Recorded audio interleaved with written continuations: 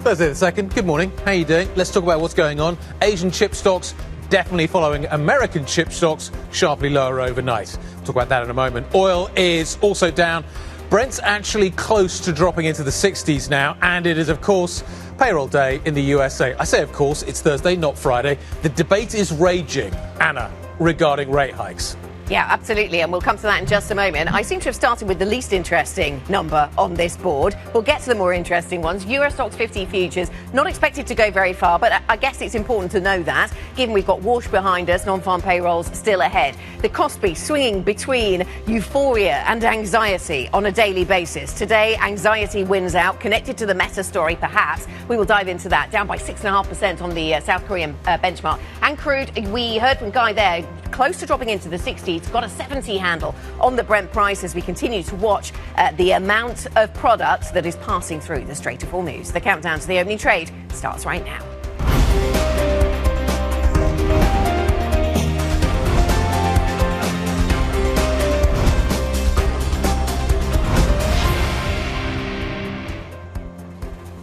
Good morning. So has Meta just blown a hole in the case for AI infrastructure, planning to rent out a company that has been so aggressive on the build-out data centers and AI infrastructure, planning, according to our reporting, to potentially rent out some of that capacity. Build-out, over capacity. The market read on this, I think, was fascinating. The market take was bullish for Meta, bearish for the chip stocks, and bearish for the cloud providers, particularly names like CoreWeave, which fell very heavily in the session yesterday. I thought we were capacity constrained. Wasn't that the argument? Isn't that the argument? Did Meta, as you say, just upend that? I think it's hard to get a kind of complete handle on what is happening here. How much excess capacity is there? What is happening here? We don't know yet in terms of the details as to what Meta's going to do with this. But everybody's been waiting for this moment when one of the hyperscalers effectively turns around and goes, OK, we're going to calm this down a little bit. What does that look like? Is that positive for the hyperscaler to the Meta point? Is that negative for the chip story? That looks like it's what's been the case overnight. Yeah, I thought it was really interesting, the contrast between those two dynamics, the Meta story and the rest of the chip sector story. The fact that Meta went so strongly positive as well, up by 8% on the back of this narrative. Is that because we're actually very nervous about companies, once again, spending on CapEx, nervous about what they're planning to do? And if this means they are less likely to spend more money on frontier models, is that being seen as a positive? Well, that seems like a weird place to be when we've had such incredible valuations attached to some of the memory stocks. Should we mention OpenAI as well, and how you benefit, and this is an FT story, but how you spread the benefits of AI and the build-out of AI and win over politicians and populations? Well, maybe you give them a stake. That seems to be what the story is there. And we knew this before, but the FT putting a number on it, saying that OpenAI is considering giving 5% to the US government. Which is really significant, and the reporting from the Financial Times suggesting that other frontier models would have to get on board for that to come to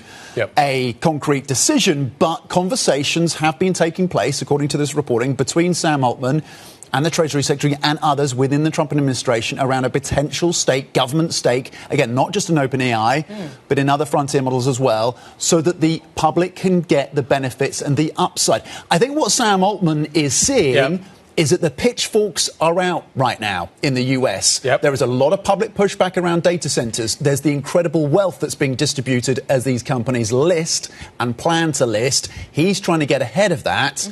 Also, with an opinion piece in the Financial Times, Sam Altman saying the quiet bit out loud, which is that there is this race to the frontier and there are safe concerns around that, and that's why he wants a governance infrastructure as well, led by the US. There is an alternative narrative around why you would give a 5% stake to the government, and that is that the government will protect you when things turn around, when maybe actually you start to see cracks appearing in the AI narrative and maybe valuations aren't quite what they once were. It would be nice to have Trump's back.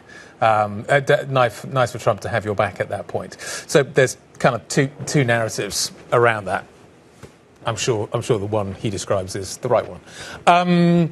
Let's talk a little bit about oil. So Brent is getting close to 60, a 60 handle. We're at 70, as Anna just showed us just a moment ago. What I think is actually more interesting is the shape of the curve.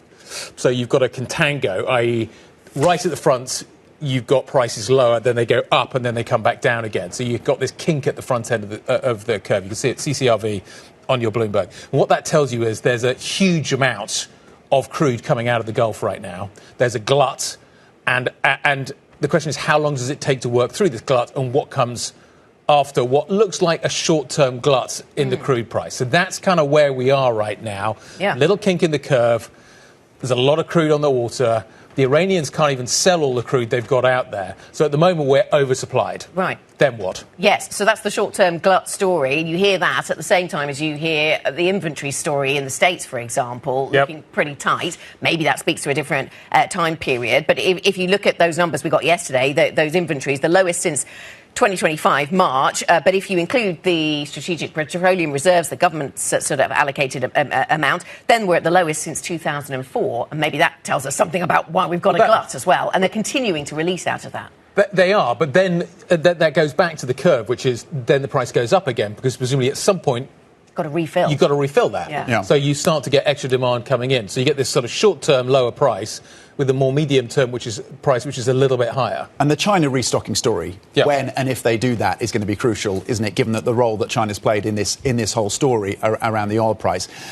I think the Bloomberg reporting in terms of what's happening on the ground around the Strait is really interesting as well. So the reporting from our team is suggesting that Iran has been surprised by how well the US is actually able to coordinate with shippers to get those ships through, particularly along the coast of Oman. So about 10 million barrels per day. Then there's 5 million going through alternative routes, so land-based routes. That's 15 million. Prior to the war, you were doing 20 million through the routes. So you're not far off. If you're at 15 million, you're not far off the 20 million, which comes back to your point about whether or not we're becoming oversupplied. Does that encourage the Iranians, though, to say, actually, we do want to control the Strait of Hormuz, and actually, you guys are getting too much out, and we occasionally need to send a little warning shot across your bow or maybe into your bow? Yeah, who does it in Bolton, I guess, yes. is the question. Let's talk about central banks, because this was a topic of conversation yesterday with Kevin Warsh speaking. We've got non-farm payrolls coming, lots of thinking about the shape of the curve, lots of thinking about rate hikes and the path forward there. Well, they all seem to get on well, anyway, on the stage, would be the first conclusion. I thought that was interesting, because there did seem to be some who were enjoying the fact that Kevin Warsh has introduced the idea that you don't have to give much forward guidance. You can step back from forward guidance, and he definitely was continuing to step back from the idea of forward guidance, wasn't he? I guess from a market perspective, he was seen as a little bit dovish. He was talking about inflation risks having decreased. I mean, he was really just talking about the oil price having gone down. But the market took that as, at the margin, a little bit of evidence of dovishness, maybe less urgency for a hike. I actually thought some of the interesting stuff was about AI and his time horizons there, and talking about how we might, within 6 months, he thinks, start to have a different narrative around AI. He acknowledged at the moment it's all demand and perhaps inflation. But later on, he's thinking it becomes supply side, and then just within 6 to 12 months, I think it was the kind of the time horizon he was talking about. That's the Greenspan argument, and he's hoping to repeat the same trick the Greenspan pulled. It becomes deflationary. Yeah, it becomes deflationary further down the road. As a result, you can foresee that, and you can keep rates lower, and you don't have to sort of be as aggressive as you would. The market is definitely pricing in, though, more rate hikes at the front. The curve is flattening, bare flattening. And that's really interesting. And we're going to get a payroll number today. The whisper number today, I think, is 140. The market... 140? That's the whisper number. The survey number is 130. You get 140. These are really strong numbers. Would that be good news as bad news for the markets, though? Presumably, yeah. If you are worried about rate hikes, then... Warsh is basically signaling he wants to get inflation under control. If the labour market is behaving and actually doing quite well, that would only further augment that argument, wouldn't it? And I thought Lizzie was making a good point. She was saying that Bloomberg Economics has got a 200,000 number on it for today, which is huge. And the range of expectation is so huge, which in a strange week when we've got a holiday tomorrow in the US, you wonder what that does to markets. Early closure today for the US Treasury market. Just be aware of that. Coming up, putting off an IPO. Why tank maker KNDS is postponing what was set to be one of Europe's largest debuts in recent years. We'll talk about that. Plus, the yen is strengthening slightly this morning amid speculation that further FX intervention may come without warnings from officials. Turn your phones on. More on that. Traders definitely remaining on high alert. Up next, we're going to be joined by Nanette Heschler-Fader, Head of Investment Strategy at Lombard Odier. Got any questions? And I'm sure you do. Please send them to us. IB plus BBTV Go is the function. This is Bloomberg.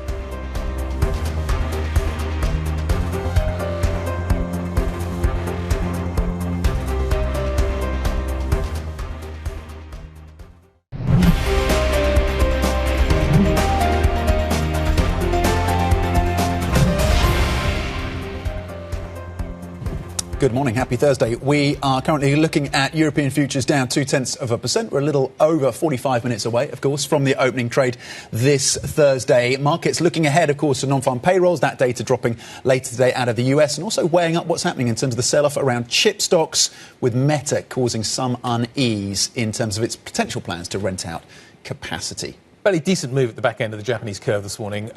You're seeing it's being led by the 20-year, I think, but you are seeing 10s up. You're also seeing 30s up as well. Maybe a little less than we're seeing.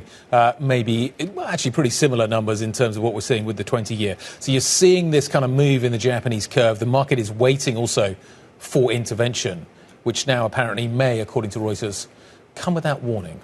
Right, and we certainly haven't been getting any warnings, as our coverage over the last 24 hours has been pointing out. We haven't been getting the usual signals. So what does that mean, indeed, for Japan? What does it mean for the MOF and the BOJ? Let's talk more broadly about what's going on in the Asia session, because some really interesting developments around tech and around the South Korean interpretation of those stories. A sell-off in semiconductor stocks hits South Korea as our scoop about Meta's cloud business plans raises concerns over the speed of the AI build-out. For more, let's talk to Bloomberg's Anthony Stevens in Hong Kong. And I'm just seeing a red headline across my Bloomberg terminal just underscoring the extent of the selling that we're seeing in Korea then, Anthony. The Kospi falling by 8.15% right now. SK Hynix extending its drop to 14%.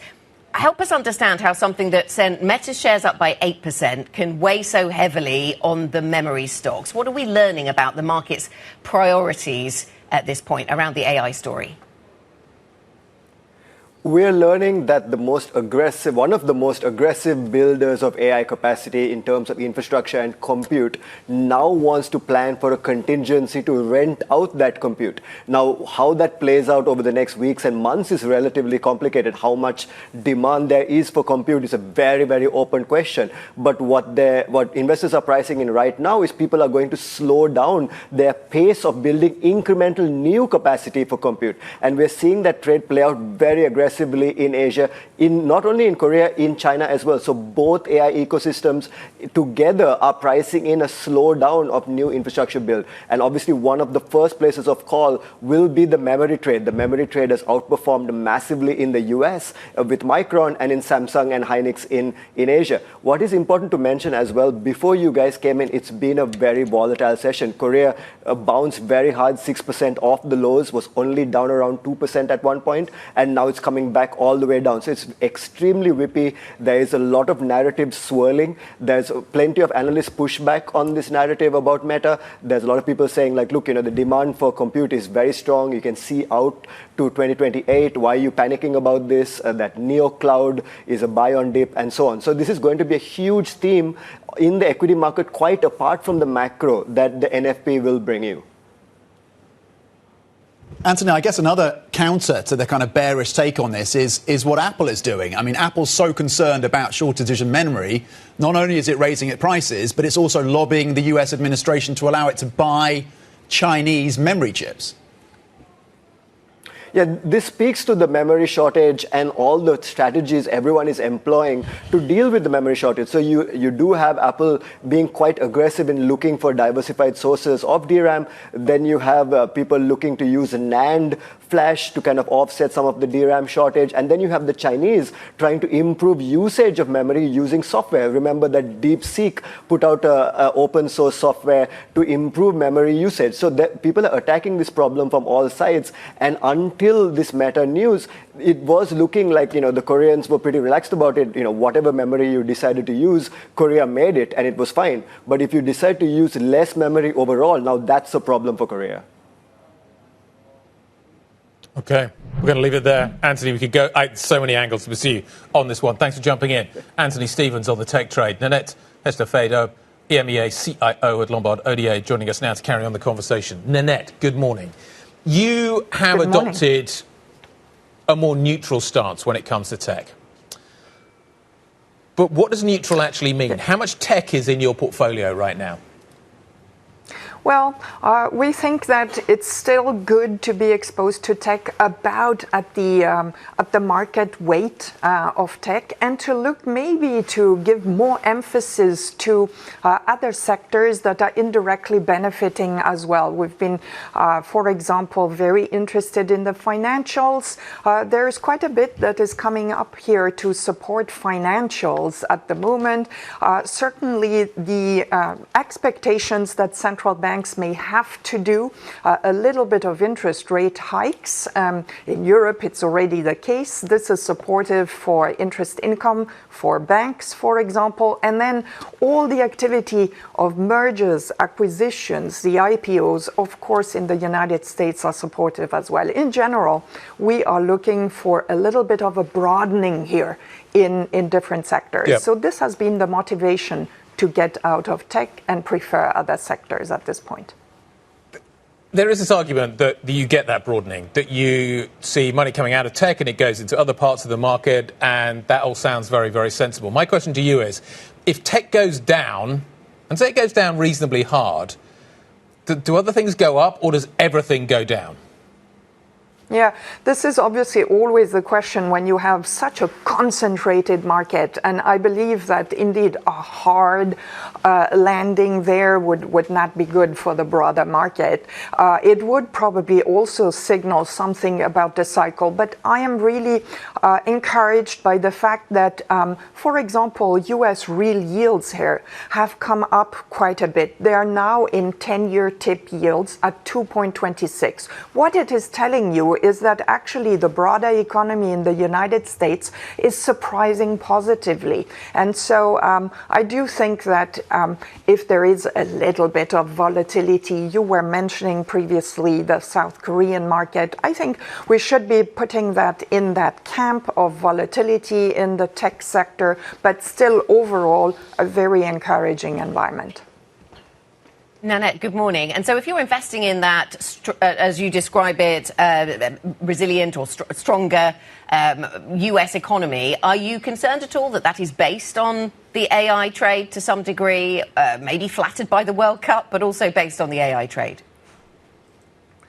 Well, AI is certainly having ramifications for the broader economy because it is going to raise productivity in a number of services and sectors there. And productivity increases are good, not only because they allow the central bank maybe to put the foot off the rate hiking pedal over time, because it also has some disinflationary properties, but then also tech is really enabling so many new solutions. So actually I am thinking of this being absolutely part of a broader picture.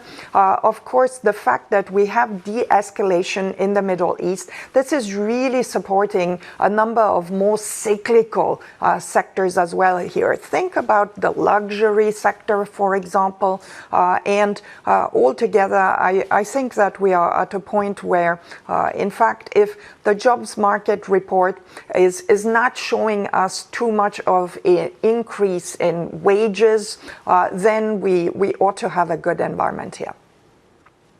Okay, so maybe luxury, maybe financials. What about other markets that maybe have been sidelined by our frenzy for all AI and memory investments, Nanette? I mean, the Chinese stock market, for example, not necessarily keeping up with the global tech story.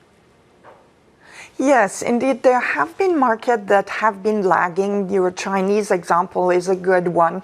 And we have now become actually more positive, more broadly. We are looking also on onshore China equities as offering interesting entry opportunities. But even just in the United States, for example, some market segments like small caps have been a little bit lagging behind here because they're not so exposed to the whole AI tech angle, and I think that there is a good catch-up here as well.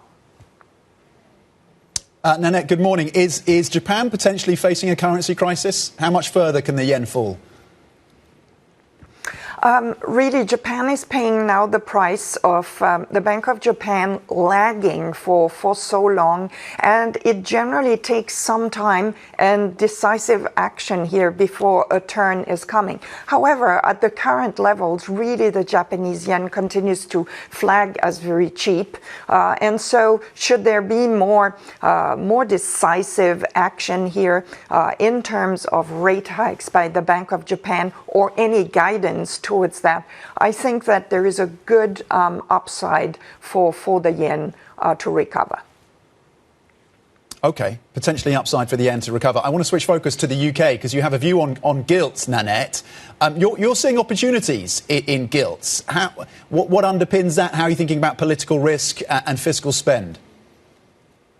Generally speaking, we have been seeing this push up in yields as an opportunity for long-term investors here, and gilts are very much part of that story. We don't think that the economy is really conducive to a very big hiking cycle to be expected by the Bank of England here. And so at these levels, and even with the political uncertainties that have been maybe keeping investors away, we think that the yield level in gilts is really attractive. It is higher than what we are seeing in the US.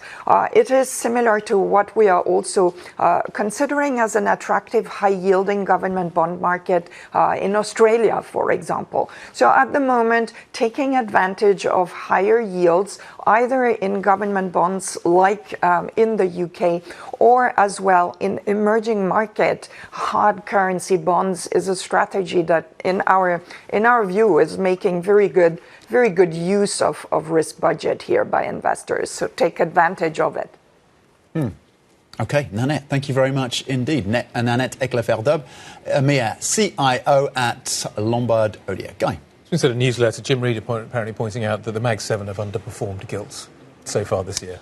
That's a nice line, isn't it? It's quite a nice line.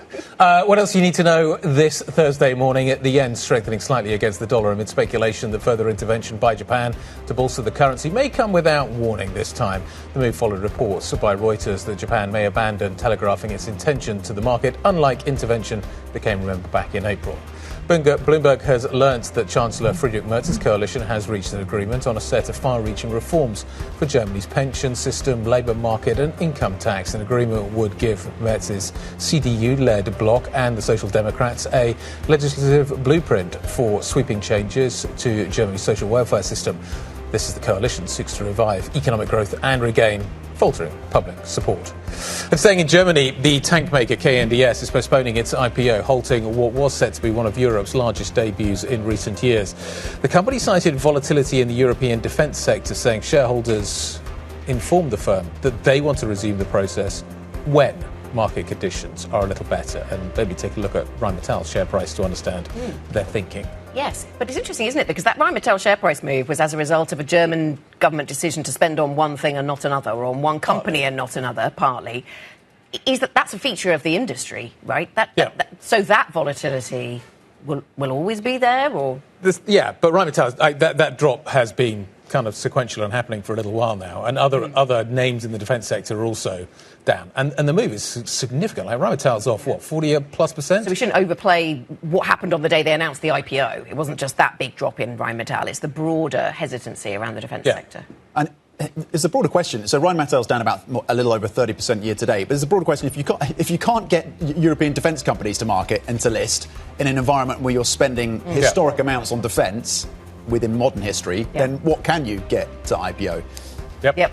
Good questions. Coming up on the programme, we'll talk fixed income. Pedro Kumra from TD Securities joins us to discuss all the central bank commentary that we've seen this week out of Sintra. We will also look ahead, of course, to the jobs report. This is Bloomberg.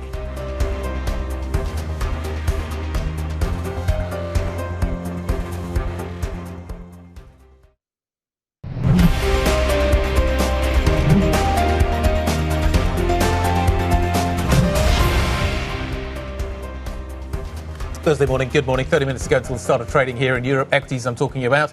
The picture is like this. Europe, as Anna was pointing out a little bit earlier, is not doing very much. The action is elsewhere. In Asia, you've seen aggressive selling, but in some ways that's a response to the selling we saw late yesterday on Wall Street. But Wall Street is also still down. The S&P is only down by 0.1%. The Nasdaq, though, is down another 0.4%. So there's no dip buying yet emerging after the sell-off that we saw yesterday, which seemed to be inspired by Meta. Yes, indeed. Meta playing a crucial role there in the equity market story. Let's talk about where bond markets are. And what's been happening here is yesterday we actually saw bond yields around Europe a little higher. And today we seem to be continuing with that theme, but really not by much. A lot more of the action is, just like the equity story, coming through from the Asia session. So over in Japan, we've seen yields significantly higher, particularly at the long end. Japanese government bonds falling. A 10-year auction drawing weak demand from investors. We continue to be on intervention watch, of course.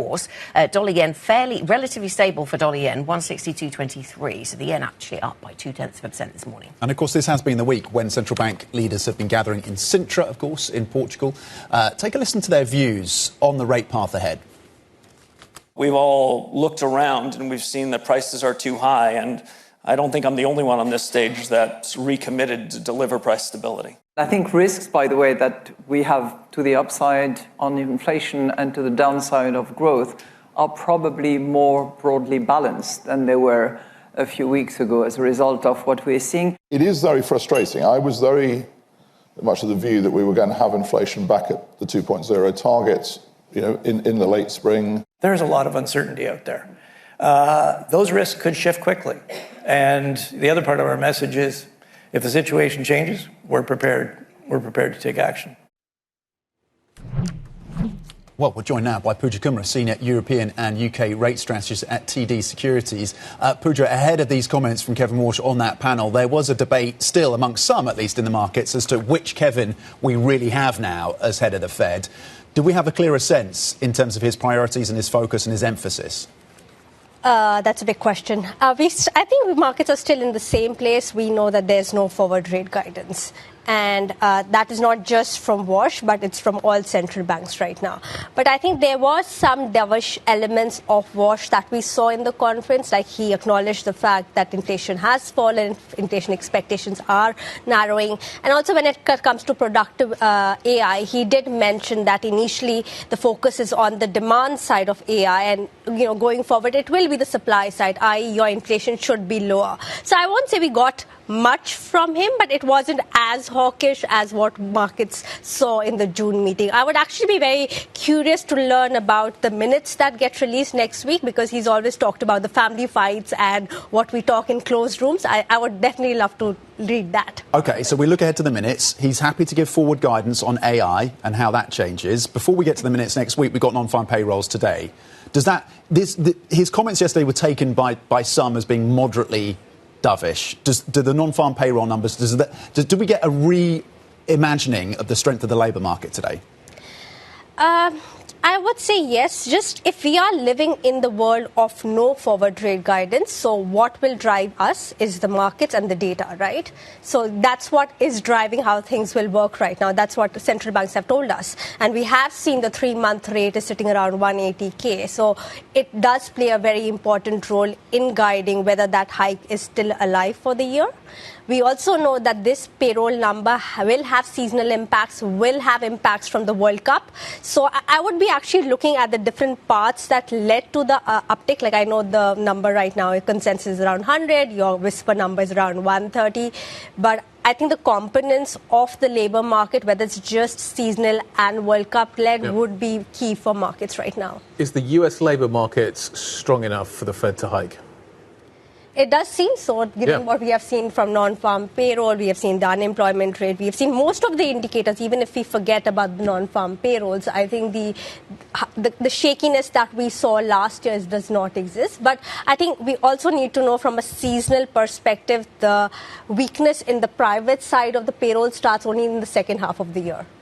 Okay. Our July payrolls have been jinxed for the last 2-3 years. Sure, but I guess what I'm really asking is, can I park... Payroll's normally super important. Can I put the labour market to one side? Warsh is clearly concerned about the inflation picture. That means I get a flatter curve.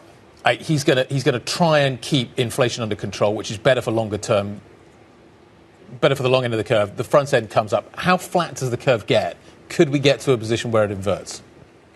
I don't think we are in those levels, primarily because we are not facing the kind of inflationary shock that we saw in 2022 that drove our curves in the negative level, right? If we are saying at least from the pressure from the oil is dissipating, and the fact that, okay, the financial, now what we are seeing is the real yields are doing the work for most of the central banks even before they hike, right? Like when it comes to mortgage rate, it's already priced in.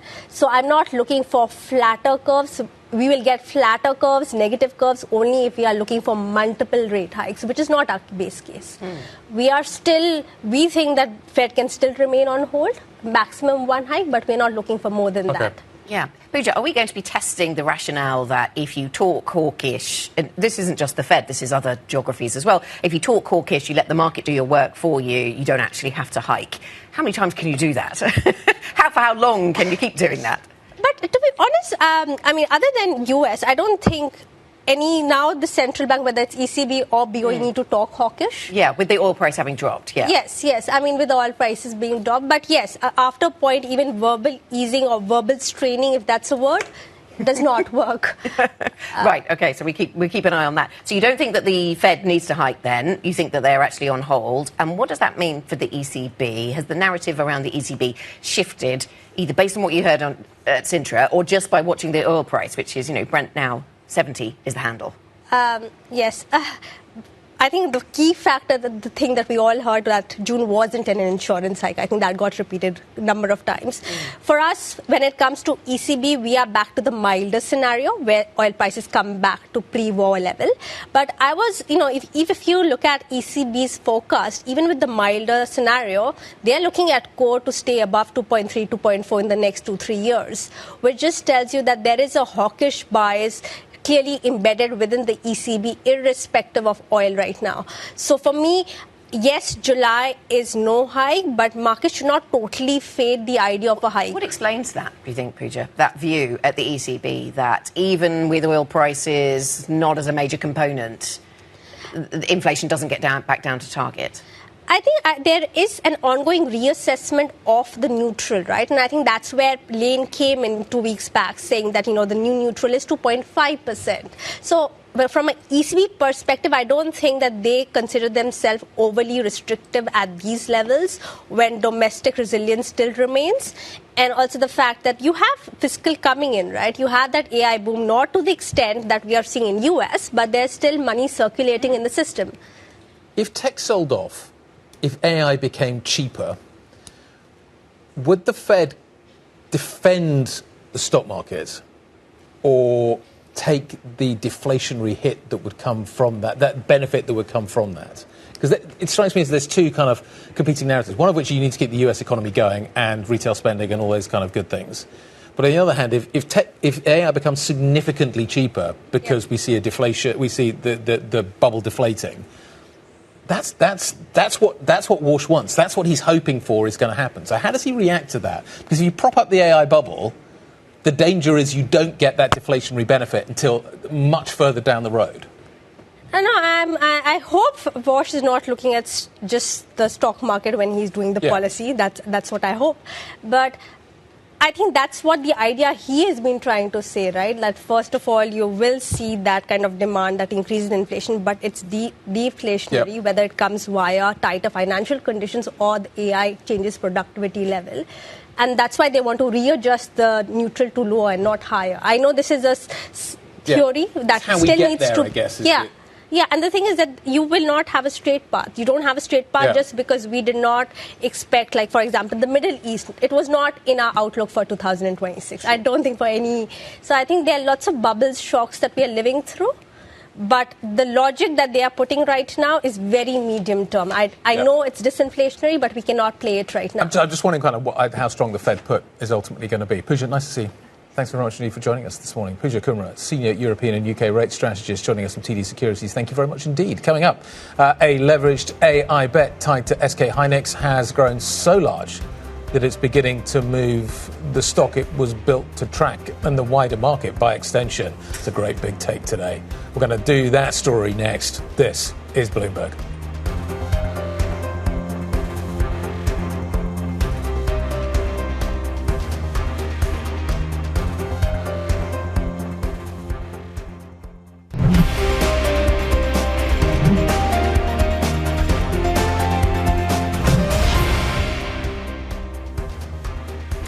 Welcome back. This is the opening trade. 7:44 then. That's London time. So 16 minutes until the start of trade. And the European futures picture is flat to negative, depending on which of these markets you choose to focus your attention on. The FTSE 100 futures picture looking particularly negative. Of course, the tech theme in Asia has been dominant, and we see the Kospi is down by 7.9%. Is the latest instalment of that story. And no doubt that's having some kind of influence, Tom, on our expectations for the start of trade here. Well, indeed. Talking of the Kospi then, across trading desks from Hong Kong to New York, the wild ride in South Korean stocks has become a hot topic. We're seeing it again today, of course, to Anna's point. And the explosive growth in a leveraged ETF is reshaping trading in one of the world's most closely watched chip stocks. Bloomberg's Asia Equities reporter Charlotte Yang joins us from Hong Kong. Charlotte, tell us more about this fund and why it's become so important, so central to the share price moves in the chip maker SK Hynix. Yeah, so this ETF called CSOP SK Hynix leverage product, it was listed in Hong Kong in October. And in just a couple of months' time, it has grown so large and so fast. So it now has asset under management of $13 billion, and that is largest of its kind globally. And this product is built on one very simple promise, which is to provide 2 times the daily performance of SK Hynix. And to do that, they have to go through a rebalancing process every afternoon, which means they have to buy into the rallies and sell into the declines. And because of the size of the product, and also along with some smaller peers products like that, they now on volatile days, their rebalancing flows and the derivatives tied to it, they can account around 60% of SK Hynix turnover. So essentially we got into a situation where this kind of like what traders call a tail wagging the dog. The SK Hynix shares are now being influenced by these derivatives and products built off it that was merely supposed to just track it. In terms of how extraordinary this is, have we seen anything like this before? This is just the moves on a daily basis are extraordinary. Have we ever seen anything like this in terms of leveraged ETFs? Yeah, so while we're seeing leverage ETF booming around the world, especially in the US, it is quite unique for SK Hynix, this case, because the size of the product, the leverage ETF, is very extreme compared to the size of SK Hynix and its turnover. And also, when we think about it, we have to consider the important role SK Hynix now plays. It accounts for nearly 30% on Korea's Kospi index. It is also playing such an important role central to the global AI trade this year. So what this means is when we see a big down day like we had last week, the kind of decline exacerbated by these mechanical flows from these ETF products is not just going to stay within SK Hynix. We're seeing that manifested in Kospi and quickly filtering through the other Asian markets, and even with the pressure filling overnight into the overnight US session as well. Charlotte, thanks very much. Thanks for the update, Bloomberg. Charlotte Yang with that really interesting story around the dynamics in the Korean market, and important globally, as she points out. Let's talk about global markets now in today's 3 minutes on the opening trade with Markets Live Executive Editor Mark Cudmore. Mark, good morning to you. So thinking about the rates picture and how we go into the non-farm payrolls report today, the rates picture looks pretty steady right now, but the backstory has been that we've been perhaps wrong-footed a little bit by how hawkish we've seen the new chairman of the Fed be over recent couple of weeks. How does that set us up for this payrolls report today? I think it's a really interesting setup. There's a bit of divide in the market. I've seen some reports out today that this non-farm payroll doesn't really change anything. People have cared less about the jobs market. Revisions are so large. I completely disagree. I think in the short term, this really matters. I admit it's only short term. And the reason I say that is we've got about a 30% probability of a July hike priced in now in US front-end rates markets, about 7 basis points priced in. And I think the NFP today will kind of really decide that, because we're going to want to have clarity whether that number is complete, that chance of rate hike is completely removed on a soft print today, or if we get a very strong print, it becomes a very serious conversation, which they're kind of going to want to get some clarity on before the blackout period. So I think today's non-farm payrolls really matters because we've got a short window of trading afterwards. We then got the long weekend holiday, and I expect we'll see an overreaction. The reason I call it an overreaction, even though I think we've got the importance, is that I think that because of that low liquidity, we can really run with whatever that impulse is if we get a shock out of the print today, that'll run into early next week. And then next week, we'll go back to the story story. Hey, the revisions are massive. They're so volatile. We shouldn't read so much into one print, and we might unwind some of that move. So I am expecting NFP to really matter in the short term today. Mark, if we do get a strong print and then the bets increase on a July hike, how much of a risk is that to the US stock story? I think it's short-term quite problematic because ultimately it hits the high duration stocks, and that's the AI tech stocks, and they're the ones that completely dominate the direction of the market. So it'll be quite painful at first. But I think ultimately we're going to see higher yields because of a strong, resilient economy. That's a positive reason for higher yields. And that's going to be good for a lot of the value names out there, a lot of small caps, the ones that are more exposed to the economy. So what it'll do is it'll increase breadth, and it's ultimately a bullish signal. But unfortunately, the smaller number, the fewer number of AI names will dominate the overall index returns, even if it's good for breadth in the market. Mark, the Kospi is clearly tradable. Is it investable? It's a great question. I would say at this level, it's very hard to buy in as an investment into the Kospi now, unless you have strong belief that the AI capex bubble driven out of the US has a number of months ahead. I think that, again, it's very, very high beta linked to that. So if the AI capex bubble is going to continue, then Korean stocks will continue to do wonderfully despite the volatility. If you're worried that's wobbling, no, you can't invest here because the risk reward's terrible and it's got to just be a trade. So I think that's probably the answer. I think it's more of a trade than an investment right now. I do think that it's important to emphasize that I'm not saying that Kospi is topped. It all depends on the AI capex bubble. And certainly, traders are absolutely loving the opportunities there at the moment. OK, Bloomberg Markets Live Executive Editor Mark Cardamore. Mark, thank you. Remember, you can get up-to-date analysis and insight from Mark and the rest of that team. Just go to MLIV Go on your terminal. Chloe Melly is standing by now with our stocks to watch. Chloe. Good morning, Tom. European defence is going to be really in focus today because the tank maker KNDS has decided to delay its IPO. And so that is significant for two reasons. First of all, because it was said to be one of the biggest IPOs in Europe in recent years, but also because of the reason provided for this delay, which is just there is too much volatility in that defence sector. So as we can see here, this basket of European defence stocks really rallying and then having so much up and down over the last year or so. And so this could really weigh, this delay on this IPO could really weigh on the likes of Rheinmetall, SAB, etc. this morning. Moving on to UBS, which has enough capital to meet the Swiss government's capital requirements, according to the Swiss National Bank, with the SNB saying that taking into account the expected profits and also the transition period, the UBS is going to be able to comply and crucially also is going to be able to distribute that capital to shareholders. That is going to be something that investors will be really focused on, and that might lift those shares even further this morning. So UBS is going to be in focus. And finally, oil is also in focus today because Brent has fallen to the lowest level since before the war. We have seen the oil flows through the Strait of Hormuz climb back up very rapidly. We are now at more than 10 million barrels a day. And so, of course, this has put a lot of pressure on oil prices and therefore pressure on those oil majors. And so all of those names up here on the board are going to be very much in focus this morning and could see a bit of pressure on the back of those lower oil prices. Chloe, thank you very much. Chloe Melly with the latest on those stocks in focus. So there's certainly a number of sectors we will be watching. We're also very much watching what's going on with the yen right now. I'm sure we've got a session chart we can pull up and some latest moves on it. But 160, 165, so the dollar dropping, the yen suddenly strengthening. No very obvious news lines, but we're getting into the European session, and we've been talking this morning about that Reuters report that suggested intervention could come with no warning. And just yesterday we were talking about how there's been no warning. Unless this is Japan briefing Reuters, there's going to be some. I mean, this in itself is something of a warning, isn't it?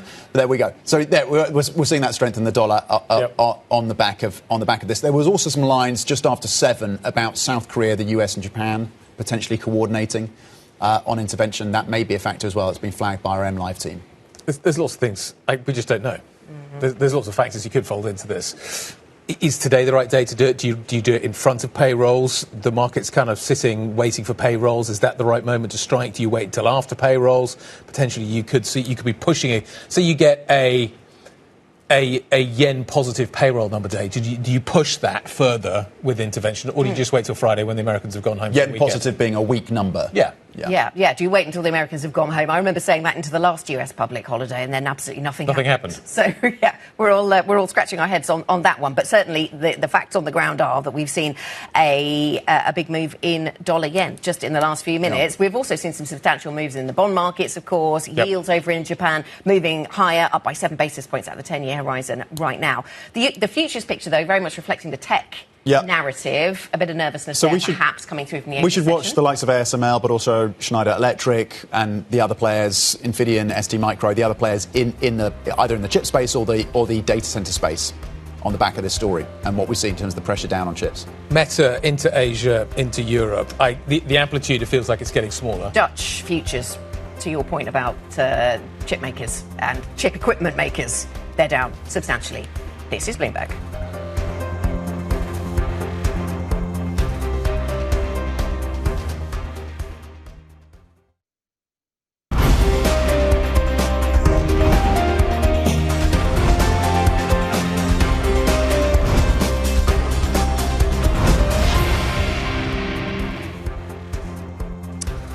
Thursday morning, good morning. A couple of minutes to go until we start equity trading here in Europe. Yesterday was kind of Warsh day. We were watching to see what Kevin Warsh had to say mid-afternoon here in Europe, down in Portugal. It was also Meta day as well. Meta certainly causing some significant market volatility around its new plan to basically build a cloud business. Anyway, Europe went out here. The American market finished a little lower, which may account for what Tom's saying. Looking at futures then, building on the losses of yesterday for European stocks, currently pointing low by 0.4%. And on the Meta story, we are going to be watching, of course, the read across, potentially, given the sell-off that we've seen, the chip stocks that you flagged, Guy, in the US, but also in Asia with the Kospi in South Korea, of course, down about 7%. There could be that read across. So we're looking at futures over in the Netherlands, pointing low by 0.6%. You've got ASML, you've got ASM International, of course. So we look at those stocks as well in terms of that potential ripple effect. FTSE 100 futures currently pointing low by about 34 points, down 0.3%. Interestingly, some of the commodities got a lift yesterday on that more moderate or at least dovish take that some had seen from Warsh, but you do have oil prices low. So that is a factor potentially for the UK as well. Anna. Let's have a look at some of the sectors and stocks in focus then. We've got certainly the defence sector in focus. KNDS postponing its IPO, but also Quantum Systems doubling its valuation. So different dynamics taking place there. Sodexo is in focus, the catering business. Third quarter results ahead of expectations, raising their organic revenue forecast. Some analysts suggesting maybe this is a little conservative from that business. And Bayer in focus for two reasons. They have been lifted to buy at Deutsche Bank after the Supreme Court ruling recently. They're also consolidating one of their businesses over in the States, Guy. OK, it's going to be interesting to see whether the KNDS story is actually positive for defence today. Maybe you don't get the portfolio effect. So I'm going to watch for that one, see what happens there. The tech story is going to be front and centre. Oil's also a factor. You're going to see that certainly filtering through into the FTSE 100, which is already down by 0.1%. Amsterdam's going to be interesting this morning. That's where you're most likely to see the Meta / Kospi story showing up here in Europe, so we're going to watch for that one, but we don't have any trades on that one yet. So those are the two narratives we're basically plugging in this morning. Lower oil, plus also significant volatility within the tech sector. So the CAC's not doing very much. It's up a little bit this morning. The IBEX is up a little bit as well, but the AX is certainly a little softer, Tom. Yes, as we look at the individual sector kind of breakdown right now, you've got personal care gaining 0.9%, food and beverage, consumer healthcare, all up between 0.3% and 0.9%. But it is technology that's facing the biggest hit right now. As a sector was also under pressure yesterday, the losses continue to compound, at least for now. So tech is down 1.1%. Basic resources also a little weaker by 0.5%. Industrial goods a little softer as well by 0.5%. Energy on lower oil prices down 0.3%. But by far the biggest losses, at least for now, coming through in the tech sector, Anna. Yes, and I can see at least 7 tech stocks that are down by more than 2%, so it's pretty broad. That read across from the Korean story perhaps is in there. Nasdaq futures continue to point lower, so maybe that's the sort of broad weakness we've been thinking about. But we're pretty divided, aren't we, in terms of sectors going higher and lower across European equity markets. Sodexo, those shares on the rise after the company lifted their guidance, as I mentioned, and some analysts have been saying that maybe from this catering business that the guidance was a little bit conservative. So that's one of the stocks that we are watching. There's room for upside in the drug space, it seems. Sanofi is moving higher this morning, and Bayer on the back of that upgrade, and some other news flow as well. The market's looking for safety. The market's looking for areas that it can hide in. We've talked about this recently. Pharma's an area that has been pretty unloved for quite some time. Started to see that maybe turning around. But Nestle is the biggest points gain this morning. If you want to hide out away from the tech space, that's where you do it. Though I do note the Rheinmetall is up this morning by 1.5%. So if you don't have to make space for a new company, do you therefore maybe value the companies that are already listed in the And there seems to be some news around Rheinmetall as well, around a contract win. So that's another dynamic, perhaps, around that particular share price. Let's take a step back and think about where we go from here. Charlotte Ryland, a lead investment manager at CCLA Investment Management, is on set with us this morning. Charlotte, nice to have you with us. Thanks for joining us. So we've finished the first half of the year. We're on to the second half, it seems. Memory chips and the memory trade certainly seem to be a really dominant trade in the first half of the year. How are we set up then going into the second? What's your priority and your focus? Yeah, I mean, I think the big question we're going to have is this a moment at which the market starts to broaden out? Because it's been incredibly narrow in terms of its leadership, in terms of being very focused on technology, and then on top of that, very focused really on that memory trade. And we have a huge sway into the market, actually, which have been pretty much ignored. I mean, we can talk about the AI losers, but actually beyond that, there's lots and lots of sectors, whether it be things like healthcare, whether it be things like staples, which are trading at sort of valuations you haven't seen for a very long time. So, at this point, if you get a little bit of that momentum coming out of those tech stocks, is there a lot of value elsewhere? And I think there probably is. Yes. Do we have a crowding out? We were talking about crowding out around IPOs earlier, but do we have a crowding out in terms of narrative and conversation that the AI trade and the memory trade has dominated so much of the news coverage, the conversation around this desk? Are other themes just being ignored, and that's wrong? We should be giving them more attention, Charlotte. Is that a feature of these markets? I mean, you can sort of understand why the market's doing it, because you're getting this tremendous growth in profits from one part of the market. And, it's not just there's huge volumes coming through for some of these chips, it's they've got the pricing power as well. And everything else is sort of trundling along in a sort of the same state that it was before, which is very solid growth, but clearly not as exciting. And I suppose that big question is, at what point do you start to see that growth begin to fade a little bit from those tech areas and normalise out, even if it's just the law of large numbers coming into effect? And then that makes those other things looking more attractive. Why does if tech gets sold off, is it automatic that we get broadening? Everybody's talking about this broadening trade. Yeah, we're going to get broadening. It's going to be it's easy. You just sell that and buy that. But isn't there a danger that just tech comes down really sharply and everything comes down with it?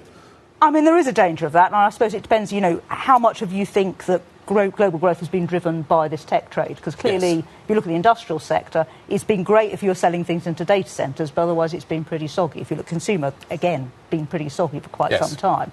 So if that sort of froth comes out of the market, do you then look at the economy and go, OK, this is actually not a great place to be? Why is Nestle worth more if tech is worth less? Yeah, I suppose so. But other than Nestle is now at this point, looking pretty darn cheap, so you don't have to assume. But it might be cheap for a reason. It's cheap because the consumer, one, is struggling, and therefore you've got trade down, etc. And it's struggling because of individual missteps within the company, but clearly you've got a new management team and they're trying to turn those things around. Charlotte, do you think the CapEx story is starting to unravel at this point? I mean, it's very difficult to say this is the point at which they stop spending, and I suspect it isn't the point at which they actually stop spending. But is it a point at which they maybe take a breather? And that's the big questioning, because these guys are spending a huge amount, and maybe the Meta story is saying, oh, well, we've built too much. But I suppose the trouble with Meta is that they never had a very clear monetisation argument. So what do you monitor if you're thinking about that part of the equity story? What are kind of the red flags for you in terms of how you think about that, and what would change your view and give you more conviction either way? Yeah, I mean, I think the things we've been watching is, companies like a Microsoft or an Amazon, these are very cash flow generative companies, and they've been able to fund all of this expenditure without becoming heavily indebted, without having to go for massive equity raises. But is there a point at which that begins to tip over and they actually become what was a great cash flow engine into something actually is looking a lot more like a telco back in the 2000. That would be the real red flag. That would be a real red flag. And so, do we know any more as we go through this AI trade? Do we know more about where moats are robust and where moats are vulnerable? You know, companies that are vulnerable to competition from AI. So, taking a more positive view of the capex spend, thinking it's worth it because it's going to deliver productivity gains. So, who's on the losing side of that? Do we have a better understanding? Because it seems in some sectors our thinking is still evolving. Sold a lot of software stocks. Now maybe some of that's being rethought. Advertising caught up in that sell-off. Some of that's being rethought. Yeah, and equally with some of the data companies, things like London Stock Exchange, for example, was selling off in the beginning of, and also last year, in terms of, is that going to be disintermediated? But, quite a lot of that business is, proprietary data. It's, stuff that's really hard to displace. So I think the market is being a little bit more, discriminating in terms of what the losers are. Software has been the interesting one because, you've got companies like Adobe who's trading on like 8 times earnings at this point, still growing its earnings at 15%. But you've still got that sort of terminal value. And things like the Intuit numbers, which we had, a few weeks ago in terms of actually beginning to see a slowdown, beginning to see competition coming through for their business, that sort of suggests actually this is real. There is a real coding challenge for these businesses. And you talked about some of the consumer-facing sectors looking sluggish. Do they look better with oil at $70? Will that be a story in the months ahead, do we think? Clearly, I think if we'd had Iran had carried on longer and it sort of carried on being a much bigger inflation issue, I think that would clearly be poor for all consumer stocks. As it is, the oil price has gone up, it's gone back down again. It's not probably had a huge impact in terms of the inflation numbers. But it is, particularly the lower end of the income thresholds, life is difficult and it's not getting any easier for people. Can I come back? I'm trying to understand. Kevin Warsh, I was listening to Kevin Warsh yesterday. He is hoping that we get this sort of disinflationary story that comes towards us as a result of AI. And that got me thinking about what the Fed put ultimately looks like. Will central banks protect the stock market if the stock market drops at this point? Because the recent history is stock market goes down, Fed either does massive QE or does something, cuts rates aggressively. But if you want to get to the point at which the AI story becomes a productivity boost, you need the price of it to probably need to come down. And he's kind of talked about that as well. So do I perpetuate the stock market, which is keeping spending high and prices high and all these sort of things, or do you think you can gently deflate the stock market and get the cheaper benefits of AI further down the road? How do you play it as a central banker? I suppose if you're a central banker, and if you're Kevin Walsh, what are your objectives? One is keeping inflation under control, and two is the job market and the real economy. And I suppose if you think back to, the GFC, that was a huge banking crisis, and it was actually hitting the person on the street.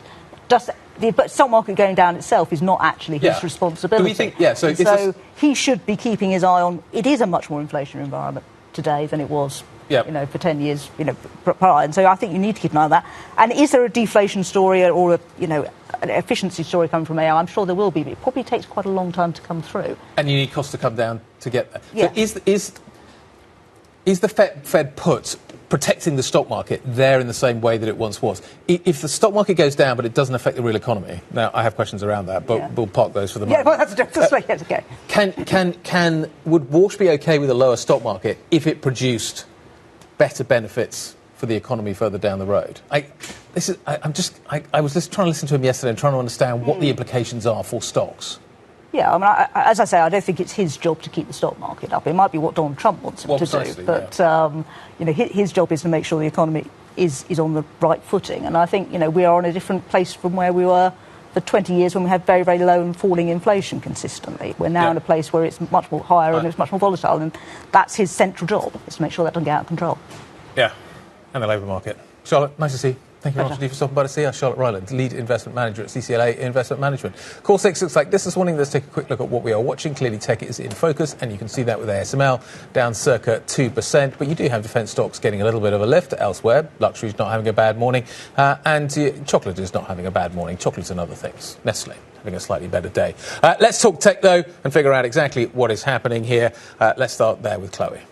Good morning, Guy. As we expected, we are seeing that read across from that weakness in the Kospi and those South Korean tech stocks going over to Europe, spilling over to Europe. And we're seeing all of those companies that are associated in some way with this AI trade in the red quite significantly actually today. So the likes of Swatek, ASMB, Semiconductor that are in that semiconductor and semiconductor manufacturing equipment kind of sector, but also Prysmian, which is more on that kind of AI infrastructure, data center infrastructure side of things, all of them in the red this morning. Moving on to Sodexo, the catering company is in the green this morning, up about 6% after upgrading its revenue forecast. And this is really thanks to very strong momentum in that North American segment. And some analysts have said that this might prove to be actually quite conservative. So there's maybe even further to go for Sodexo. And it also led Compass, which is its peer, also higher this morning.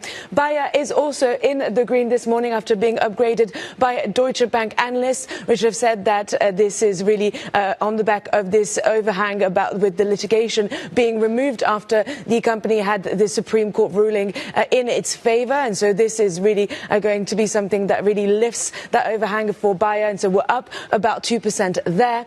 We're also in the green for some sportswear stocks. Well, actually, Puma is now down, but it was up earlier after being upgraded by JP Morgan. So Adidas being resumed at an overweight rating, Puma being upgraded to a neutral rating. And Puma in particular, they said that the story looked very different from a few months ago, but that there was still a little bit of things to assess as to whether there would be that growth going forward. So that might explain some of that weakness now.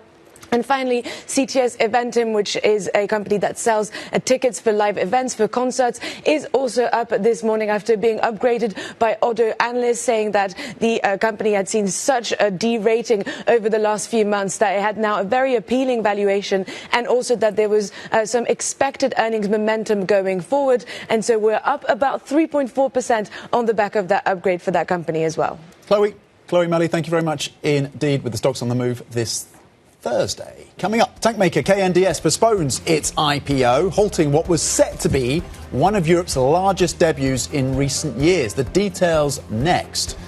This is Bloomberg.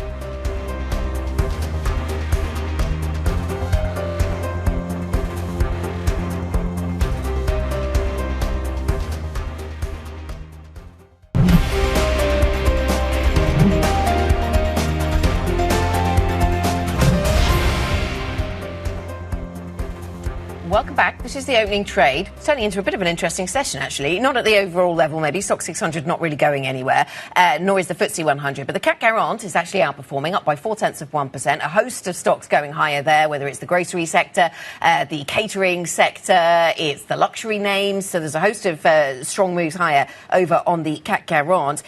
The AEX was the area of our focus previously, and we are still seeing some weakness in the tech stocks. So that's still very much a thing. Is this broadening out? Is this what broadening out looks like? I'm hearing a lot of broadening out chat at the moment. Let's talk about what we're seeing in Germany this morning. So yesterday, meeting of the coalition to basically agree on a reform package that this guy, Friedrich Merz, the German Chancellor, wants to pursue. This morning, we've had the briefing. I'm not sure it's still ongoing, but anyway, we're being briefed about what this ultimately means. The headlines that come from it are effectively January the 1st, 2027. There's going to be a 10 billion euro per year relief package on income tax. So that's going to come through at the beginning of this next year. In order to fund this, they're going to push up the higher rates of tax. So there's going to be a 45% rate of tax, taxable income, 250,000 euros or more. That goes up to 47 if you get to 80. There's also a change in employment regulation for high earners as well. They're going to look at the EU supply directive. They're going to implement that supply chain directive. They're also looking at reforms as well from the car and the chemical industry. But basically, this is also a package that kind of includes what's happening in terms of the pension reform story as well. But Germany trying to make itself more competitive is the headline story here. More competitive and, of course, with a deeper and stronger defence sector as well. But are the capital markets going to play that role? Because that takes us to the next story, which is about tank maker KNDS postponing its IPO, citing market volatility in the European defence industry. The delay is particularly significant, of course, as the sector has been a bright spot for Europe in an otherwise slow year for debuts. Here with the details, Charles Capel, our equity capital markets editor for Europe. What led to the delay? It's as the company said, it's the volatility in the European defence sector. Now, there is one name in particular which we are hearing has been triggering this, and that's Rheinmetall, and that's the German defence company. It's very much a peer of KNDS, also makes military fighting vehicles, also makes ammunition. And I'm sure you remember on the day that KNDS's IPO was announced, at the same time as it was announced, we saw a significant drop in Rheinmetall's share price. Now, that was because the German government or the German military had cancelled an order for some warships. It had given the order to TKMS for 8 ships, smaller, faster ships, and that had shaken some of the confidence in Rheinmetall, which has been one of the best performing stocks so far this year.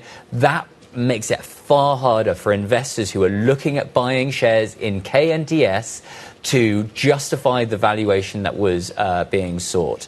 So it's that direct read across, and it's the German government on one hand,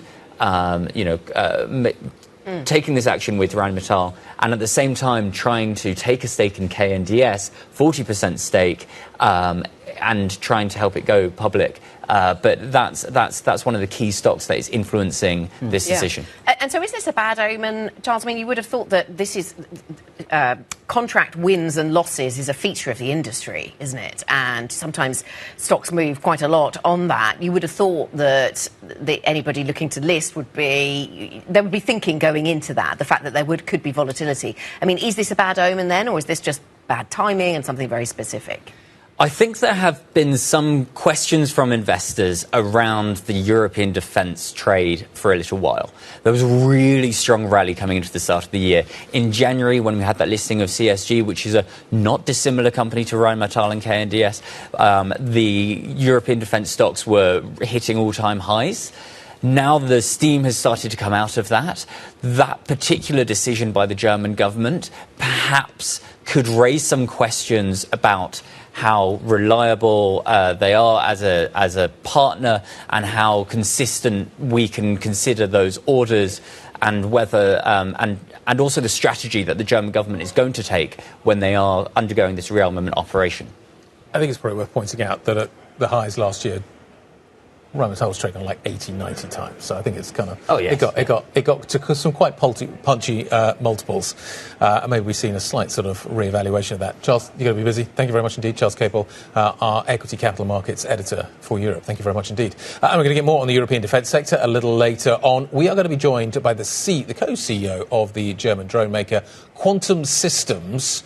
This obviously a very hot area of this defence space right now. The company has recently raised $1.2 billion in a funding round. That interview a little later on in this show, Anna. Yeah, absolutely. Drones in focus. We will return to the defence story. Let's turn now, though, to the energy sector. Shares in Europe's oil majors have flipped from winners to losers as easing Middle East tensions lead investors to turn selective on energy. Let's continue this conversation with Martin Kazmiuk, who is part of the Bloomberg FX and Central European team and has been analysing this story.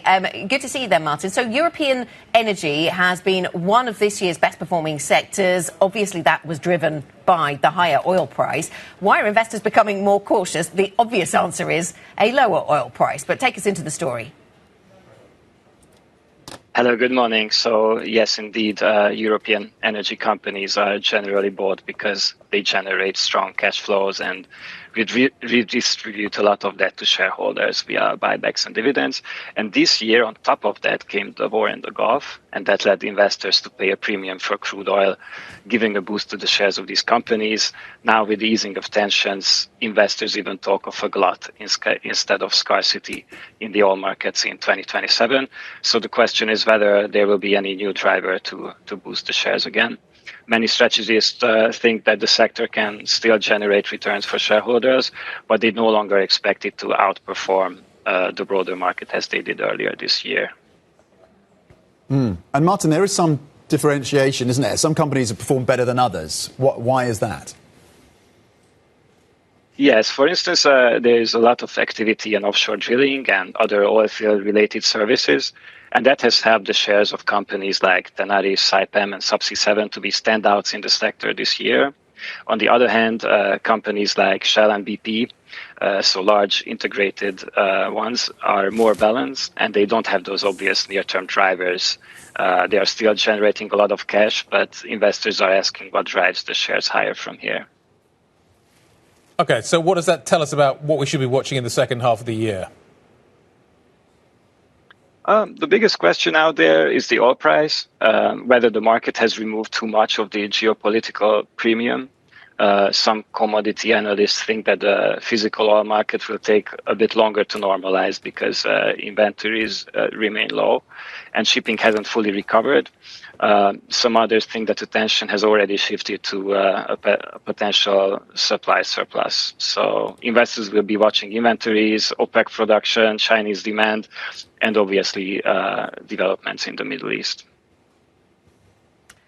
Thanks very much. Thanks for the analysis, Martin. Good to speak to you. Bloomberg's Martin Kazniak with the latest on that story. I mean, oil prices, 70 handle still on Brent, down by 1.1%. So we continue to watch what's happening with the Straits of Hormuz, the language coming out of the White House, also interesting to watch in terms of what happens from here.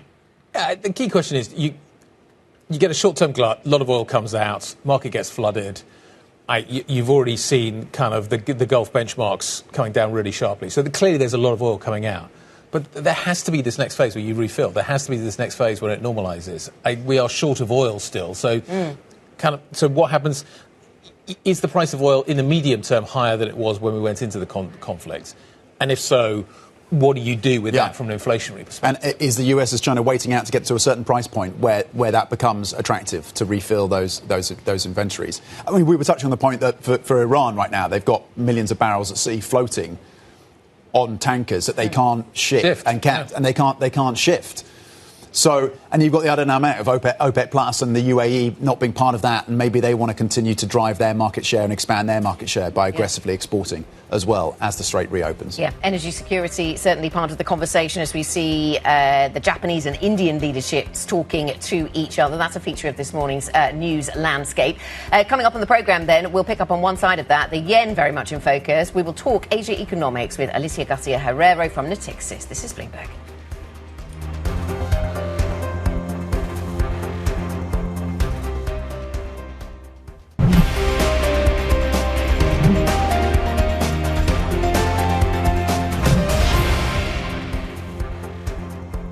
This is the opening trade. We're 30 minutes into the Thursday session. Happy Thursday. You're seeing we've come onto this market with futures pointing lower for European stocks. You're actually up about 0.1%. Are European equities providing something of a safe harbour amid the latest round of chip sell-off? Maybe there's some evidence of that today. Over in France, the CAC current is up 0.4%, the best performer across the major indexes in this region at least. The DAX is gaining 38 points, and you're seeing modest gains for the FTSE 100, up 0.1%. Guy. Okay, let's look at the internals. 357 up, 229 down. Slight bias to the upside. Volume a little light. Let's talk about where we're seeing some winners and where we're seeing some losers. Safety is certainly at a premium today. You're also getting some upgrades in the grocery sector, which is helping. Sodexo is up by 6%. Carrefour up on an upgrade, I think, is up by 3.41. Rheinmetall is trading a little bit higher. There's a contract story there. Plus, also, I do wonder whether the KNDS narrative portfolio effect kind of story will be giving Rheinmetall something of a boost. But that stock is well off its highs. Downside, let's talk about where we are. They're seeing some weakness. Tech is certainly the epicenter of the action. Soitec is down by 5.5%. ASML is down by 2.4%. Totally understandable given the volatility we've seen out in Asia. JD Sports down 1.66%. You've got a little bit of Nike maybe to factor into that narrative as well. Anna. Let's get an update on some of the other stories we're covering this morning then, Guy. And OpenAI has reportedly started preliminary discussions about giving the US government a 5% stake in the company. That's according to the Financial Times. The CEO, Sam Altman, and other executives proposed that move as part of a broader arrangement under which Washington would hold 5% of each of the leading US AI developers.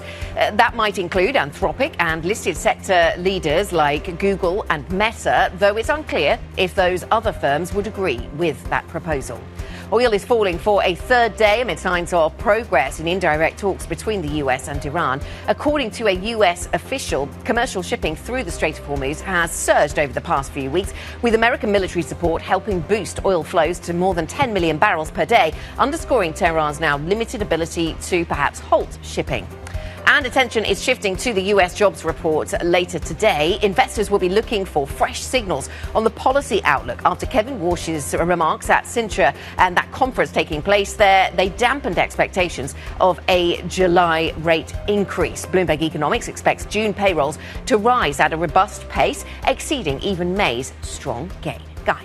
OK, let's talk about what we're seeing in the market this morning. Let's talk about what we're seeing in Japan in particular. The yen has obviously been moving to a once unthinkable 200 per dollar level. And people are talking about that certainly as a risk in the medium term. That's an extreme scenario.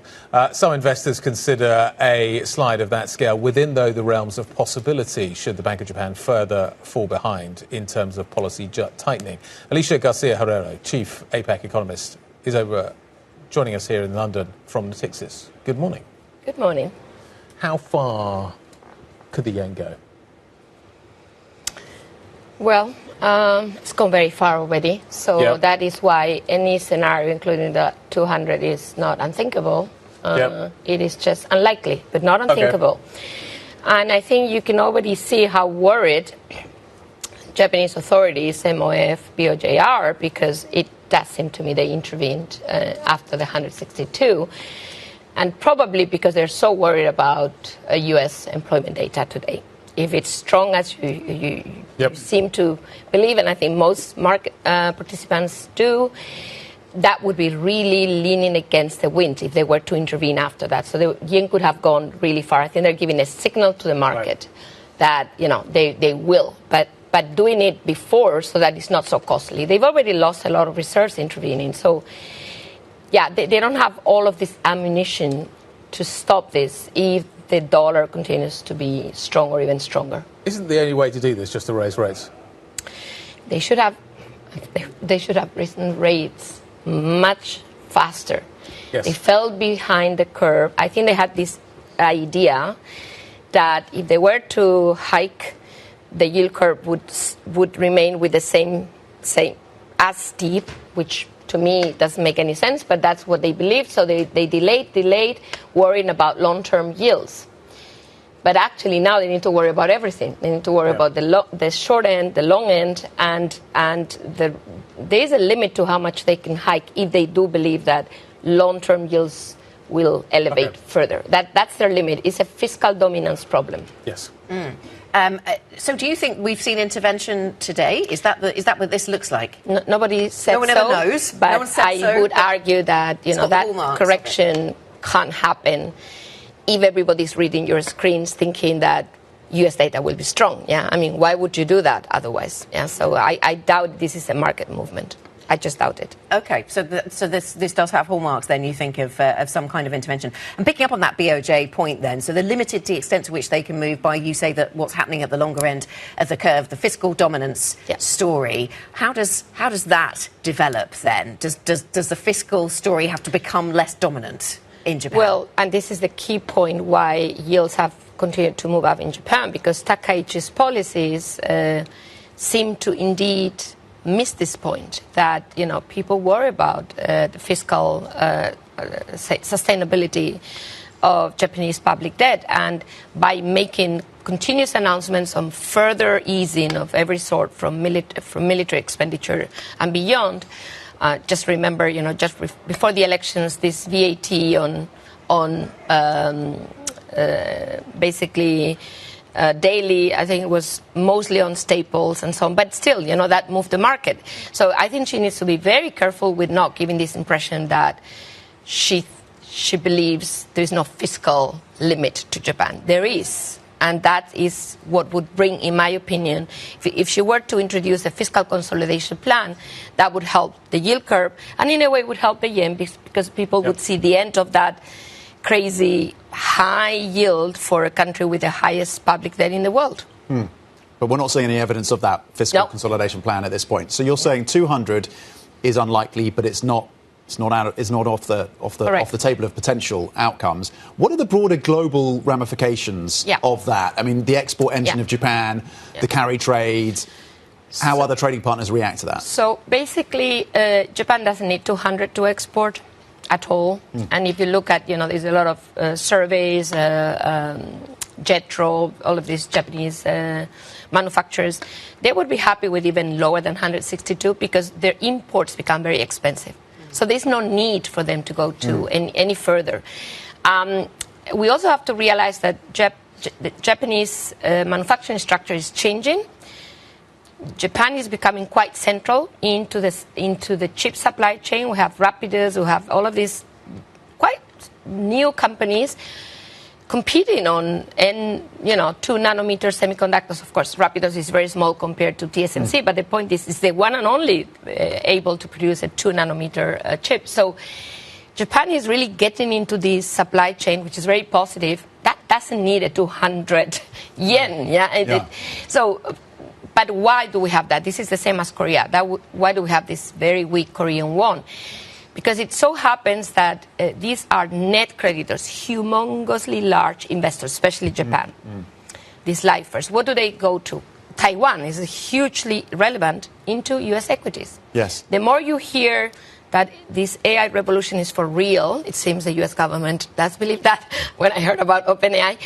This means that these investors will continue to believe, and that will weaken these currencies. This is the NTD, this is the Korean won, this is, in a way, the yen. So this is also this outside pressure for weaker currencies in developed Asia and possibly even the RMB, although this is a different story. Well, so China is also a net investor. Correct. And yet the renminbi has rallied 5% versus the dollar. At least onshore. It did rally, but whether that will continue is a big question to the market. And the reason is that in the same way as, everybody would have loved to invest in SpaceX in China, it was not allowed, not even Hong Kong. So they're kind of missing out. I think the feeling is they're missing out on what the Koreans, the Japanese, the Taiwanese can do in terms of, investing in this so far pretty profitable market. And China is well aware, so this is the 29th of May announcement of draconian controls on outbound, mostly wealth management outflows. So you can see already that there is a pressure. There is a latent pressure on a weaker CNH, which wasn't there at the beginning of the year. You're absolutely right. But this is driven by outside factors and by the fact that Chinese companies are not very profitable. So, you can see that on the index. And this is involution. We all have learned this word as if it were, 101 economics. It's kind of a very strange economic reality, but it is real. So by having very unprofitable companies, investors want to go elsewhere. And that, in a way, puts downward pressure on the CNH. Okay. Very, very, very interesting. Thanks for coming to the studio, giving your thoughts on the Asian FX space on another big day for the yen, of course, but those dynamics for the Chinese currency also at play. Alicia Garcia Herrera, Chief APAC Economist at Natixis. Let's turn attention back to the tech story, but this time in terms of regulation, because Google has lost its EU court fight over a €4.1 billion Android antitrust fine. That line crossing at 8:34. This relates to an appeal by Alphabet, the Google parent, of course, to a ruling back in 2018 where the EU had fined Google €4.3 billion in 2018 for anti-competitive practices on the Android operating system. It appealed that, went to the European Court of Justice, and now they have ruled against Google. So a not insignificant fine for that company. 8 years in the making, then, this. It takes time. These things take time. They take a lot of time. OK. What are we going to do next? We're going to talk about the European defence story. We're going to talk about drones and the European defence story. Sven Kruk, the co-CEO of the German drone maker Quantum Systems, is going to be joining us. Recently raised $1.2 billion in a funding round. What are they going to do with that money? We're going to find out next. This is Bloomberg.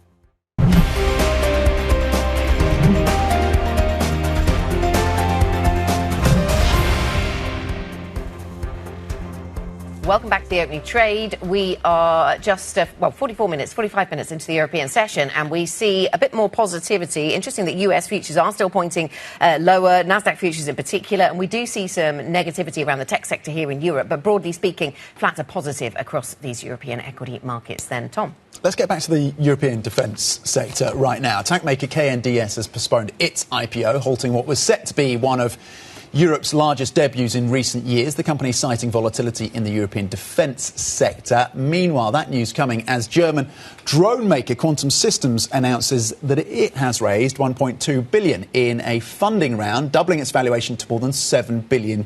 Joining us now for an exclusive conversation is Quantum Systems co-CEO Sven Kruk. Sven, good morning. Interesting times in terms of how we think about the capital structure supporting defence in Germany. You've come through with this raise.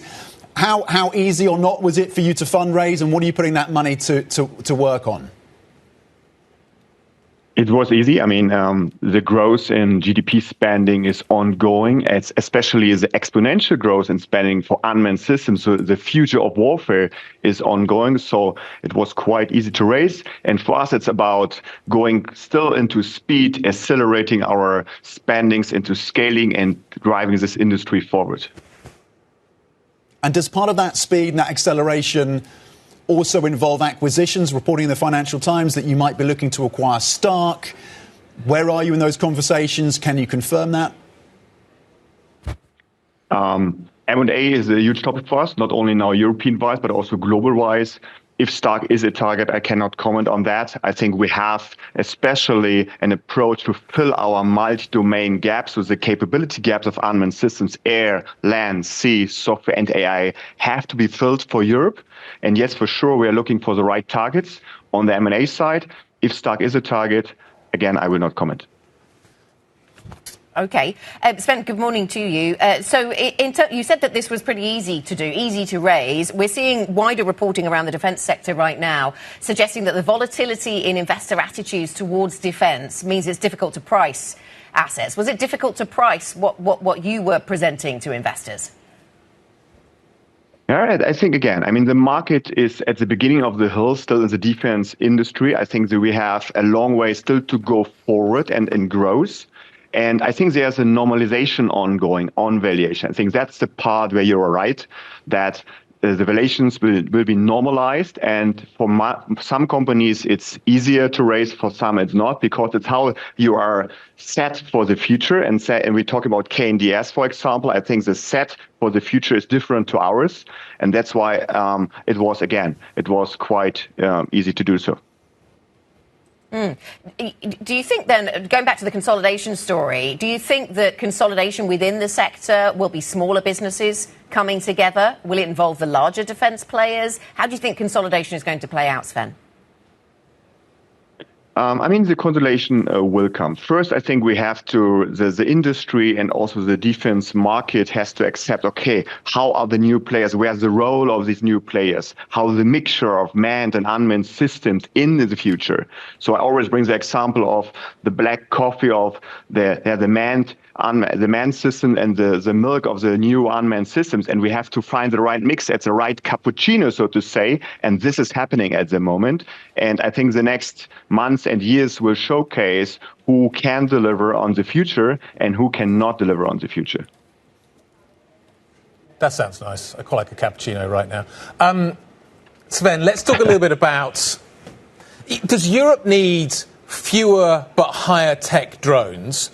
Or does Europe need a lot more lower tech drones that can be produced at scale? Where does the gap exist right now in terms of the type of technology that we need? Is it better to have things that you can scale and scale quickly, or is it better to have high-end technology that can do more?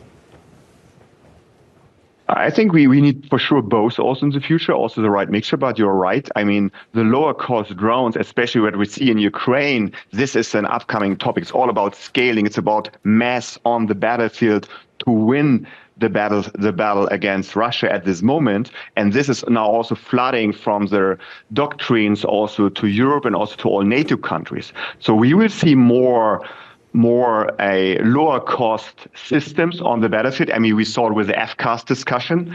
So the higher cost systems also on submarines and all these topics on tanks, I think this will be decrease. And yes, for sure, the lower cost system will increase. But again, at the end, we need also high quality systems on the high end of pricing, and we have to mix it with the right numbers and the right quantities of lower cost unmanned systems and other systems around. In terms of I have a consolidation question as well. Let me ask you my consolidation question. Yeah. Ukraine now has an awful lot of very cutting-edge technology. Is that where Europe needs to go shopping in terms of the consolidation story? How do we bring that technology that has been developed very quickly in Ukraine and battle-tested into the European story, into the European defence space? Guy, as you know, maybe we have 2 joint ventures with 2 Ukrainian companies. We actually signed last week a contract with a partner of 10 Core in producing more than 2,000 unmanned systems on the ground. So building the biggest fleet of unmanned systems from one company coming for this battlefield. So I think this exchange has to happen. I would not say go shopping. It's about building this industry with the right capabilities, with the right assets, and this merger of the learnings from the battlefield of Ukraine. This is what we have to do, and that's why it's absolutely needed that investments have to be happen, that they can increase their capabilities. And yes, as we do, building joint ventures and then doing the right thing, which is needed, and building the future of unmanned systems. But do those JVs turn into takeovers? Why do a JV now? Why not buy the business? Can you buy businesses in Ukraine right now? I mean, it's not so easy to buy 100% of a business in Ukraine right now. I think there are IP and export regulations behind this. And also the Ukraine government knows quite well about these assets which they have. But I think we are invested in these companies, not to 100%, but less. But that's what we can do now at the moment. And I think that's correct. We are learning also from these. We are learning about scaling. We are learning about the lower cost production, like you described. And we are building in these joint ventures the production facilities here in Europe. So Europe at this moment in Germany is learning how to build 10,000 copters, as we do with our joint venture of Frontline Robotics, and how to build more than 2,000 UGVs here in Europe. And this has not happened before, but this is happening now. Sven, does the procurement process still favour the primes, the incumbents, over companies like yours? I would say this is changing. I mean, it's getting more decentralized. It's getting more focused on innovation. So innovation spendings are again back into business, so to say. But yes, we have to fight for our role. We have to make these connections, building these networks and being seen and bring these capabilities in. I think this change we have still to drive. And if they're in favor or not, I cannot judge. But I think we are on the right way. For this change, could this change to be faster? I think it has to be faster, but we are working on it. Sven, how would you rate the pace at which the German government and other governments around Europe are turning commitments to spend into actual spending?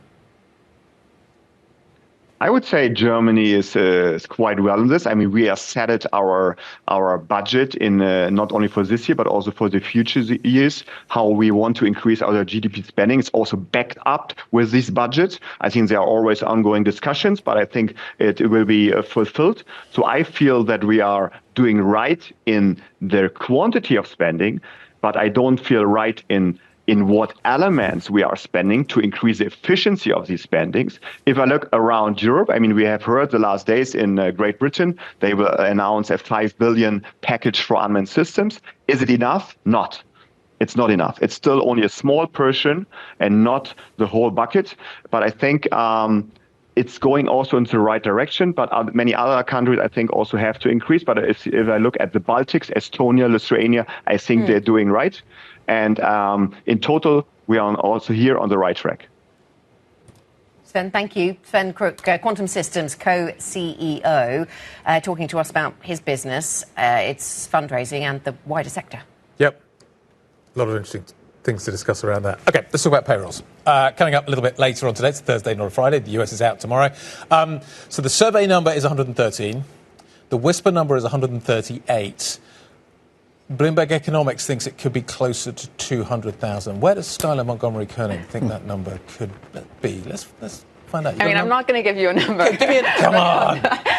That's the game. Yeah, non-farm payroll sometimes feels like a bit of a random number generator. Exactly. So I had a look at how often you get upside surprises, and you can actually get like a fair whack of upside surprises in a row. In 2022 and 23, there were 14 upside surprises in a row. And I think because there's so much variation in the data and you get such big revisions, you need to look at the trend instead. And this would be the 4th upside surprise in a row if Bloomberg's economics forecast comes true.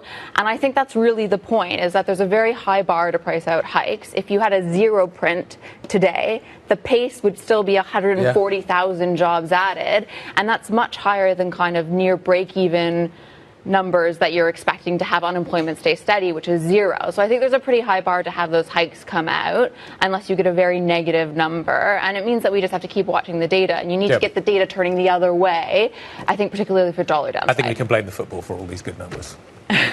We can. We're not going to dissect the England performance yesterday. Quite yet, but still recovering. But they're still recovering from that shock. We did manage to pull it out of the bag finally. Thank you, Harry Kane. What happens? Is Warsh comfortable with 30 basis points of higher rates priced in by the end of this year? Yeah, I think absolutely. I mean, I think the main message that you're getting from him is that he doesn't want to give you guidance. What we get from guidance comes from the SEP. It comes from the dots, which were clearly hawkish last time around. And I thought it was really interesting yesterday. You had all this commentary around the hawks being disappointed.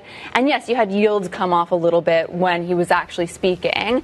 But they were pretty much flat on the day, and the dollar rallied. Yeah, indeed. So that move didn't last all that long, did it? We will look ahead to that data with anticipation. Skylar, thank you very much. Skylar Montgomery-Koenig from the Markets Live team. NASDAQ futures pointing down by 0.7%. The tech trade very much still in focus.